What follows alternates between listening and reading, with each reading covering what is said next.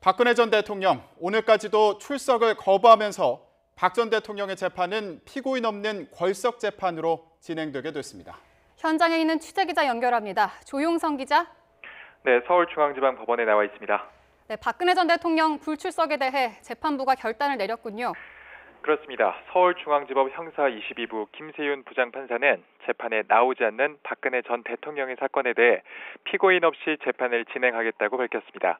수차례 궐석 재판에 대해 경고 메시지를 보냈음에도 이에 응하지 않자 결국 재판부가 결정을 내린 것입니다.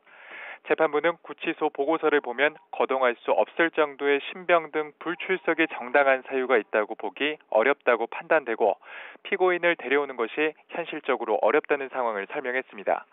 이어 제한된 구속기간 등을 고려하면 더는 공판기일 진행을 늦출 수 없다고 판단해 피고인의 출석 없이 그대로 진행하겠다고 밝혔습니다. 형사소송법 277조를 보면 이런 내용이 나와 있습니다.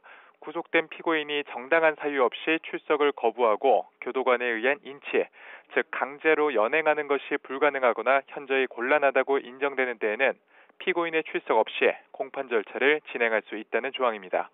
이렇게 오늘 박 전 대통령 없는 박근혜 재판은 예정대로 김건훈 전 행정관 증인신문을 마친 뒤 오후 1시쯤 끝났습니다.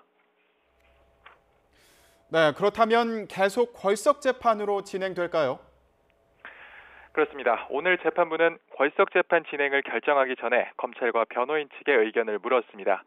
검찰은 짧게 의견이 없다고 답했고 변호인단도 변론을 준비해왔기 때문에 별다른 의견이 없다고 말했습니다. 피고인 없는 재판이 예견된 상황에서 양측은 사건 기록 검토를 마치고 법리 다툼을 재개할 준비를 마친 상태입니다. 이 때문에 국정농단 재판의 핵심인 박 전 대통령 뇌물 재판은 다시 속도가 붙어 신속하게 진행될 것으로 보입니다. 이르면 내년 초쯤 1심의 판단이 내려질 것이란 관측도 나오고 있습니다. 21년 전 재판 출석과 더불어 국선 변호인단을 거부했던 전두환, 노태우 두 전직 대통령이 이후 마음을 바꿔 재판에 나왔습니다.